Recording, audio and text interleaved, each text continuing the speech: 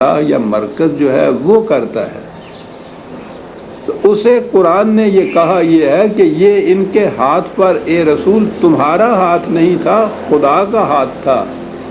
تو گویا یوں خدا جو میں نے عرض کیا ہے کہ جو تصور و تخیل سے بھی بالا تر ہے، محسوس طور پر اس کی شکل یہ ہوتی ہے کہ وہ نمائندہ خدا کے نظام کا، وہ خدا کے بہاف پہ یہ سب چیزیں کرتا ہے، اس لیے اسے خدا کی چیزیں کہا جاتا ہے۔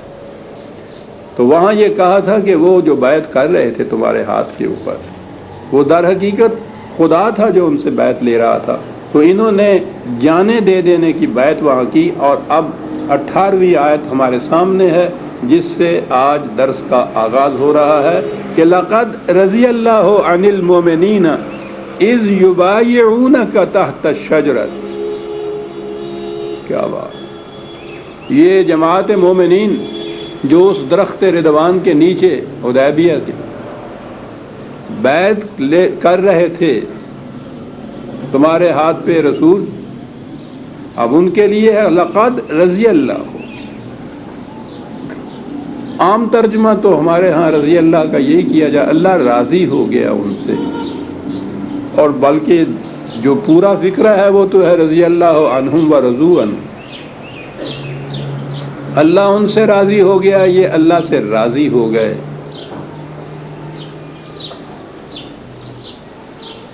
یہ راضی ہو جانے سے کہ تصور سے بات صحیح سمجھ میں نہیں آتی، اللہ راضی ہو گیا ان سے۔ آپ جانتے ہیں راضی تو وہ ہوتا ہے پہلے کہیں جھگڑا ہوا ہو، کوئی غصے میں ہو، پھر اس کو منا لیا جائے۔ تو ہمارے ہاں تو یہ لفظ اس طرح استعمال میں ہوتا ہے نا کہ وہ راضی ہو گیا۔ اب خدا تو انسانی جذبات سے ماورا ہے، وہ نہ خوش ہوتا ہے، نہ ناراض ہوتا ہے، نہ غصے میں آتا ہے، نہ ان الفاظ کے اعتبار سے راضی ہوتا ہے۔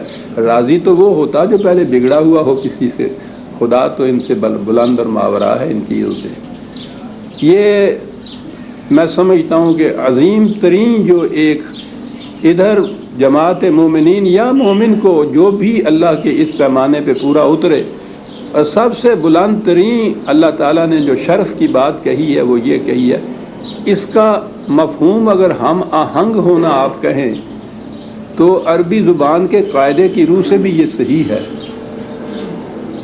جو چیزیں یکسر ایک دوسرے سے ہم آہنگ ہو جائیں ان کے لیے وہ یہ لفظ بولتے تھے۔ تو یہ ہے کہ یہ لوگ وہ ہیں کہ جو یکسر ہم آہنگ ہو گئے ہیں مشیت خداوندی سے، پورے کے پورے اس کے ساتھ یہ ہم آہنگ قوانین خداوندی سے۔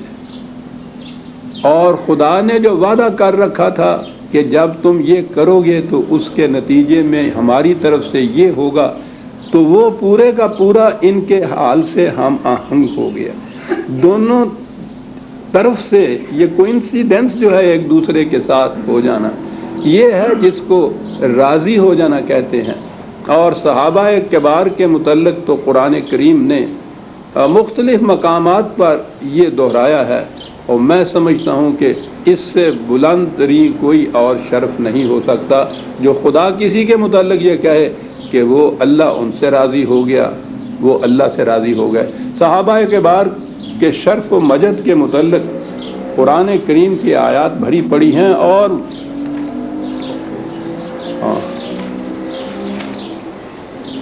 چھوٹا منہ اور بڑی بات کی ہے کہ صحابہ کے متعلق میں کیا کہہ سکتا ہوں، لیکن میں سمجھتا ہوں کہ قرآن کی شہادت کے بعد ان کے بلند ترین مقامات کے متعلق کسی قسم کے شبہ اور ابہام کی ضرورت نہیں رہتی۔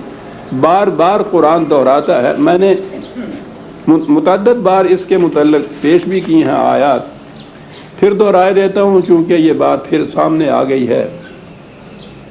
صحابہ میں کون کون سے گروہ شامل ہیں جن کے متعلق قرآن نے یہ سند دی ہے، یہ شہادت دی ہے کہ والذین آمنوا وہاجروا وجاہدوا فی سبیل اللہ والذین آووا ونصروا اولئک ھم المؤمنون حقا لہم مغفرۃ ورزق کریم۔ وہ لوگ کہ جنہوں نے ہجرت کی خدا کے راستے میں، اور پھر مسلسل جد و جہد کرتے رہے اس نظام کے قائم کرنے میں اور استحکام میں، یا اللہ کے راہ میں جسے کہتے ہیں۔ ایک طرف تو یہ مہاجرین آ گئے جو ادھر سے آئے تھے، اور وہ جنہوں نے مدینے میں ان کو پناہ دی، ان کی مدد کی، جنہیں انصار کہا جاتا ہے۔ تو سارے صحابہ دو ہی حصوں میں تعارف کی غرض سے، ان کے اندر یہ کوئی تفریق، جماعتی تفریق نہیں تھی۔ اور وہ جو پوچھو نہیں کہ ہم اس قرآن کے ساتھ بھی کیا کچھ کیا جا رہا ہے۔ تو پچھلے دنوں کسی صاحب نے یہ کہا تھا کہ ہم تو لکھتے ہیں نا کہ قرآن میں پارٹی بازی یا فرقہ بندی شرک ہے، امت واحدہ ہے، اس میں نہ سیاسی پارٹیاں ہو سکتی ہیں نہ مذہبی فرقے ہو سکتے ہیں۔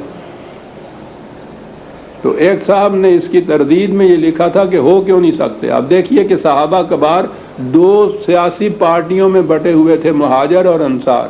اللہ اکبر!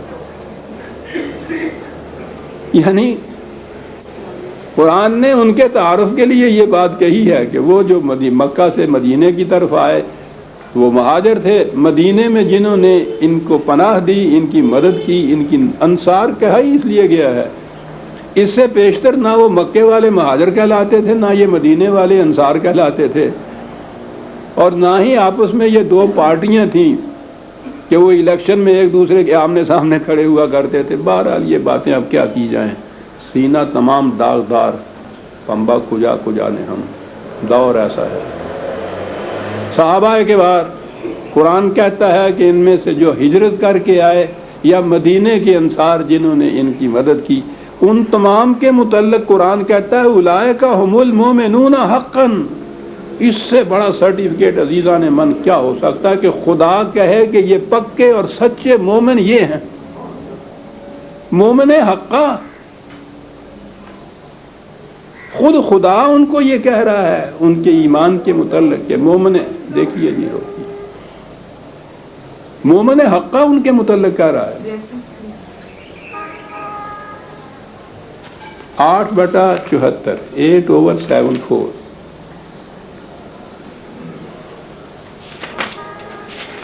جنہیں خدا مومن حقا کہے بلا استثناء ہے، تمام مہاجرین، تمام انصار، سارے صحابہ اس کے اندر آ جاتے ہیں، اور ان کے متعلق کہا کہ یہ مومن حقا تھے۔ اتنا ہی نہیں، ان مومنین کے متعلق کہا